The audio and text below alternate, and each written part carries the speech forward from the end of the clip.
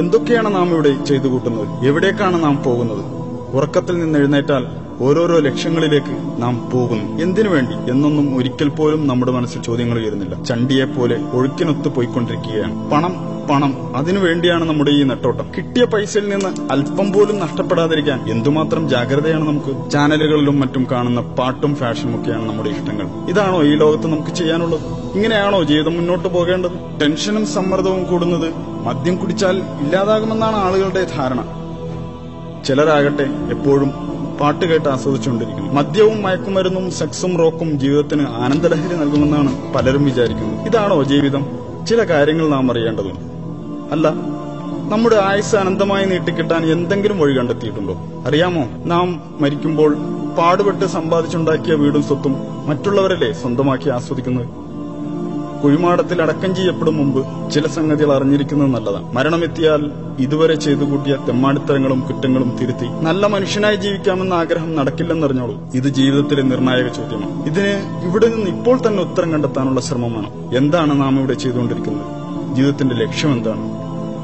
ഇവിടെ എങ്ങനെയാണ് നാം എത്തിച്ചേർന്നത്? ഇത്ര പെർഫെക്റ്റായി നമ്മെ സൃഷ്ടിച്ചതാരാണ്? മരിച്ചു കഴിഞ്ഞാൽ ഈ ശരീരത്തിന് എന്താണ് സംഭവിക്കുന്നത്? ഈ ലോകത്ത് തന്നെ മറ്റൊരു ജീവിതം കൂടി സാധ്യമാകും? ഈ ചോദ്യങ്ങൾക്കൊന്നും നമുക്ക് മറുപടിയില്ല. കാരണം ഇതിന്റെ ഉത്തരം അന്വേഷിച്ച് തലമുണ്ടാക്കേണ്ട കാര്യമില്ലെന്നാണ് നമ്മുടെ വിചാരം. പ്രകൃതിയിൽ ഇങ്ങനെ ഓരോന്നും ഉണ്ടാകുന്നു, അതുപോലെ നമ്മളും. ഇതെല്ലാം സ്വാഭാവികമല്ലേ? ഇങ്ങനെയൊക്കെയാണ് നിങ്ങൾ കരുതുന്നതെങ്കിൽ ഞാൻ ചോദിച്ചോട്ടെ, താങ്കൾ തനിയെ ഉണ്ടായതാണ്? അതല്ല യാതൊരുവിധ ന്യൂനതകളുമില്ലാതെ മറ്റെവിടെയും കാണാത്ത വിധം പരിപൂർണമായ ഘടനയിൽ നിങ്ങളെ സൃഷ്ടിച്ചതിനു പിന്നിൽ ഒരു അഭൗതിക ശക്തിയുണ്ടോ? അറിയാമോ, ഏറ്റവും ഉന്നതമായ നിർമ്മാണ കലയുടെ ജീവരൂപമാണ് താങ്കൾ. മനുഷ്യ സൃഷ്ടിപ്പിലുള്ള സവിശേഷമായ ബുദ്ധി വൈഭവം തന്നെ മതി അത് മനസ്സിലാക്കാൻ. നോക്കൂ, മനുഷ്യന്റെ കണ്ണിനകത്തുള്ള ടെക്നോളജിയോട് തുലനം ചെയ്യാൻ കഴിയുന്ന ക്യാമറ ഈ ലോകത്തില്ല. തലച്ചോറിനോളം പോകുന്ന ഒരു കമ്പ്യൂട്ടറും ഈ ഭൂമുഖത്തില്ല. ഇത്രയും തികവാർന്ന അവയവങ്ങളുണ്ടായിട്ടും ലോകത്തുള്ള മനുഷ്യർ ഒന്നിച്ച് പരിശ്രമിച്ചിട്ട് നിസ്സാരമായ ഈച്ചയെങ്കിലും സൃഷ്ടിക്കാനായോ? നാം ഒന്നുമില്ലായ്മയിൽ നിന്ന് സൃഷ്ടിക്കപ്പെട്ടവരല്ല എന്ന് നമ്മെ ബോധ്യപ്പെടുത്തുന്ന എത്രയെത്ര സംഗതികളാണ് നമുക്ക് മുന്നിലുള്ളത്. എന്നിട്ടതെല്ലാം യാതൊരു കൂസലുമില്ലാതെ നിഷേധിച്ചു തള്ളുകയാണ് നാം. 0+0=1 എന്ന് നമുക്ക് ഒരിക്കലും ഉത്തരം കിട്ടുകയില്ല. 0+0=0 എന്നേ ഉത്തരം ലഭിക്കൂ. 1 എന്ന ഉത്തരം ലഭിക്കില്ല. അപ്പോ പിന്നെ പ്രപഞ്ചത്തിലെ ഈ ആസൂത്രണ മികവിന്റെ പ്രകടഭാവങ്ങൾ എവിടെ നിന്ന് വന്നു? എല്ലാ വസ്തുക്കൾക്കും അതിന്റെ ഒരു ഉത്ഭവസ്ഥാനമുണ്ട്. അതിന്റെ എല്ലാം പിന്നിൽ ഒരു ശില്പിയുണ്ട്. ഇപ്പോൾ താങ്കൾ കണ്ടുകൊണ്ടിരിക്കുന്ന ഈ വീഡിയോ പോലും ഒരാൾ യൂട്യൂബിൽ അപ്ലോഡ് ചെയ്തത് കൊണ്ടാണല്ലോ താങ്കൾ കാണുന്നത്. ഈ ലോകത്തിന്റെ ഉത്ഭവം മഹാവിസ്ഫോടനത്തിലൂടെയായിരുന്നുവെന്ന് താങ്കൾക്ക് വിശ്വസിക്കാം. എന്നാൽ ഈ മഹാവിസ്ഫോടനത്തിന് പിന്നിലെ കാരണക്കാരനായ ഒരു ശക്തിയുണ്ടെന്ന് ഞാൻ വിശ്വസിക്കുന്നു. അതാണ് അള്ളാഹു, എല്ലാറ്റിനെയും സൃഷ്ടിച്ചവൻ, എല്ലാ ജീവജാലങ്ങളുടെയും സ്രഷ്ടാവ്, ഏകൻ, എന്നെന്നും ജീവിക്കുന്നവൻ, എല്ലാറ്റിനും കഴിവുള്ളവൻ, അജയ്യൻ. താൻ സൃഷ്ടിച്ച ഏതെങ്കിലും വസ്തുക്കളെപ്പോലെയോ ജീവികളെപ്പോലെയോ അല്ല അവൻ. അവന്റെ രൂപത്തെയോ ഭാവത്തെയോ നമുക്ക് സങ്കല്പിക്കാനേ കഴിയില്ല. അല്ല, അവൻ ഒരു മനുഷ്യനെപ്പോലെയുമല്ല, അവനൊരു പങ്കാളിയുമില്ല. അവൻ ഏകനാണ്. അവൻ നമ്മെ ഇങ്ങോട്ട് കയറൂരി വിട്ടിരിക്കുകയല്ല. ഏതൊരു നിർമ്മാതാവിനെയും പോലെ അവനും തന്നെക്കുറിച്ച് പഠിക്കാൻ ഒരു പാഠപുസ്തകം, അതായത് ഒരു യൂസർ മാനുവൽ നമുക്ക് നൽകിയിട്ടുണ്ട്. ഇസ്ലാമാണത്, ഖുർആനും സുന്നത്തുമാണത്. അത് ആഹ്വാനം ചെയ്യുന്ന സന്ദേശം ഇതാണ്: ദൈവം ഏകനാണ്, അവൻ അള്ളാഹു ആകുന്നു ഏകൻ. അവന് ആരുടെയും ആശ്രയം വേണ്ട. പ്രപഞ്ചത്തിലെല്ലാം അവനെ ആശ്രയിക്കുന്നു. അവന് മക്കളൊന്നുമില്ല, അവൻ ആരുടെയും സന്താനവുമല്ല. ഒട്ടും തന്നെ വൈരുദ്ധ്യങ്ങളില്ലാത്ത ഒരു ഗ്രന്ഥം, ശാസ്ത്രത്തിലും ചരിത്രത്തിലുമുള്ള വിസ്മയങ്ങളെ നമുക്കറിയിച്ചു തന്ന ഗ്രന്ഥം. ഓർക്കണം, 1400 വർഷങ്ങൾക്ക് മുമ്പ് അതൊക്കെ നമുക്ക് വെളിപ്പെടുത്തിയതാണ്. മനുഷ്യഭ്രൂണത്തെക്കുറിച്ച് കൃത്യമായ വിവരണം നൽകിയിട്ടുണ്ടതിൽ. ആ വിവരങ്ങളൊന്നും അന്നത്തെ ശാസ്ത്രലോകത്തിന് കണ്ടെത്താൻ കഴിയാത്തതായിരുന്നു. The descriptions of the human embryo in the Quran cannot be based on scientific knowledge in the 7th century. ഭൂമിയിൽ പർവ്വതങ്ങൾ ആണികൾ പോലെ ഉറപ്പിച്ചു നിർത്തിയിരിക്കുകയാണെന്ന് അത് വെളിപ്പെടുത്തുന്നു. 2 സമുദ്രങ്ങളെ കൂട്ടിച്ചേർത്തതും അവൻ തന്നെയാകുന്നു. ഒന്ന് രുചികരമായ തെളിനീർ, മറ്റേത് ചവർപ്പാർന്ന ഉപ്പുനീരും. രണ്ടിനുമിടയിൽ ഒരു മറയുണ്ട്. അവ കൂടിക്കലരുന്നത് വിലക്കുന്ന ഒരു തടസ്സം. രാപ്പകലുകൾ ഉണ്ടാക്കിയതും സൂര്യചന്ദ്രാദികളെ സൃഷ്ടിച്ചതും അള്ളാഹു മാത്രമാകുന്നു. ഒക്കെയും ഓരോ ഭ്രമണപഥങ്ങളിൽ നീന്തിക്കൊണ്ടിരിക്കുകയാകുന്നു. ആകാശത്തെ നാം നമ്മുടെ ശക്തിയാൽ സൃഷ്ടിച്ചു. നാം അതിനെ വികസിപ്പിച്ചുകൊണ്ടിരിക്കുകയാണ്. പ്രപഞ്ചം അതിദ്രുതം വികസിച്ചുകൊണ്ടിരിക്കുകയാണെന്ന് ഇപ്പോഴിതാ ശാസ്ത്രജ്ഞർ കണ്ടെത്തി കഴിഞ്ഞിരിക്കുന്നു. അള്ളാഹു എല്ലാ ജീവജാലങ്ങളെയും വെള്ളത്തിൽ നിന്ന് സൃഷ്ടിച്ചു. അവയിൽ ഉദരത്തിന്മേൽ ഇഴയുന്നവയുണ്ട്, ഇരുകാലിൽ നടക്കുന്നവയുണ്ട്, 4 കാലിൽ ചരിക്കുന്നവയുമുണ്ട്. അള്ളാഹു അവൻ ഇച്ഛിക്കുന്നത് സൃഷ്ടിക്കുന്നു. അവൻ എല്ലാ കാര്യത്തിനും കഴിവുറ്റവനാണ്. ഫറോവയുടെ ജഡം എല്ലാ കാലത്തേക്കുമുള്ളവർക്ക് ദൃഷ്ടാന്തമായി ഇന്നും നമ്മുടെ മുന്നിലുണ്ട്. ഇന്ന് നിന്റെ ജഡം മാത്രം നാം രക്ഷപ്പെടുത്തും. പിൻതലമുറകൾക്ക് ഒരു ദൃഷ്ടാന്തമാകേണ്ടതിന്.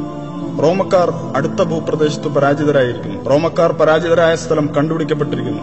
റോമയേക്കാൾ താഴ്ന്ന പ്രദേശമായ ചാവുകടലിന്റെ ഭാഗത്തായിരുന്നു അവർ പരാജയപ്പെട്ട യുദ്ധം നടന്നത്.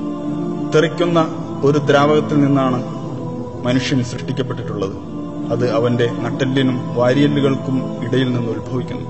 1400 വർഷങ്ങൾക്ക് മുമ്പ് ഇറക്കപ്പെട്ടതുപോലെ തന്നെയാണ് ഈ വാക്കുകൾ ഇപ്പോഴും. ഒരു മാറ്റവും വന്നിട്ടില്ല. നിങ്ങൾ പറയൂ, ഇതെല്ലാം പ്രവാചകൻ മുഹമ്മദ് എങ്ങനെ അറിഞ്ഞു? 1400 വർഷങ്ങൾക്ക് മുമ്പ് ഇതെല്ലാം എങ്ങനെയാണ് ആ മനുഷ്യൻ അറിഞ്ഞത്?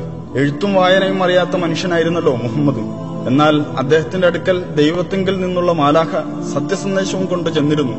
ഇതൊക്കെ പക്ഷേ അധികം ആളുകളും തള്ളിക്കളയുകയാണ്. ഞാനൊന്ന് ചോദിക്കട്ടെ, എങ്കിൽ അതിനേക്കാൾ നല്ലൊരു വെളിപാട് പകരം കൊണ്ടുവരാമോ? പക്ഷെ അത് താങ്കൾക്കൊരിക്കലും കഴിയില്ല. നിങ്ങൾ അള്ളാഹുവിനെ അവന്റെ ദൂതനെയും പരിഹസിക്കുകയും നിഷേധിക്കുകയും ചെയ്യുകയാണോ? മുഹമ്മദിന് എഴുത്തും വായനയും അറിയില്ലല്ലോ, പിന്നെങ്ങനെയാണ് ആ മനുഷ്യന് ഒരു ദീൻ തന്നെ സ്ഥാപിക്കാൻ കഴിയുക എന്നാണ് അവർ ചോദിക്കുന്നത്. മുൻകാല വേദഗ്രന്ഥങ്ങളെയും ദിവ്യ വെളിപാടുകളെയും നിങ്ങൾ അവഗണിക്കുന്നു. പിന്നെ ഈ ലോകത്ത് നാം നമ്മുടെ ഇഷ്ടത്തിനൊത്ത് ജീവിക്കുക, നമ്മുടെ വികാരങ്ങൾ പൂർത്തീകരിക്കുക, ഇത് തന്നെ ജീവിതം. ഇവിടെ തന്നെ ജീവിച്ച് ഇവിടെ തന്നെ മരിക്കും. കുഴിമാടത്തിൽ എല്ലൊക്കെ നുരുമ്പി ദ്രവിച്ച് മണ്ണായ ശേഷം രണ്ടാമതും ജീവിക്കുമെന്നോ? എന്തൊക്കെ വിഡ്ഢിത്തമാണ് ഈ പറയുന്നത്? കാണുന്ന ഈ ഒരു ജീവിതം മാത്രമേ ഉള്ളൂ. എന്നാൽ താങ്കൾ ഓർക്കണം, കടുത്ത വേനലിൽ കരിഞ്ഞുണങ്ങുന്ന ചെടികൾ തൊട്ടടുത്ത മഴയോടെ രണ്ടാമതും ജന്മം കൊള്ളുന്നില്ലേ? അള്ളാഹു ഇക്കാര്യം ഉറപ്പിച്ചു പറയുന്നുണ്ട്. അവൻ നമ്മോടും ഇതുതന്നെയാണ് ചെയ്യാൻ പോകുന്നത്. മരിച്ചു മണ്ണായ ശേഷം വീണ്ടും നമ്മിൽ ആത്മാവിനെ സന്നിവേശിപ്പിക്കും.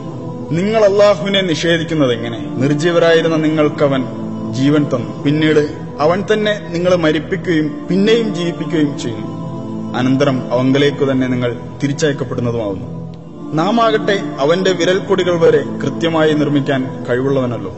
നമ്മെ തൊട്ടടുത്തിരുന്ന് നിരീക്ഷിച്ചുകൊണ്ടിരിക്കുന്നവനാണ് അള്ളാഹു. തീർച്ചയായും നാം പരീക്ഷിക്കപ്പെടും. അല്ല, നാം പരീക്ഷണത്തിൽ അകപ്പെട്ടിരിക്കുകയല്ലേ? നമ്മുടെ ധനവും ആരോഗ്യവും ശരീരവും എല്ലാം അള്ളാഹുവിന്റെ അനുഗ്രഹമാണ്. നാം പിന്നീട് പുനർജീവിപ്പിക്കപ്പെടുമെന്നാണ് ഇതെല്ലാം സൂചിപ്പിക്കുന്നത്. നാം ഈ ലോകത്ത് ചെയ്തു കൂട്ടിയ എല്ലാ പ്രവൃത്തികളും ഒന്നൊന്നായി അള്ളാഹുവിന്റെ മുമ്പിൽ വിചാരണയ്ക്ക് വിധേയമാകും.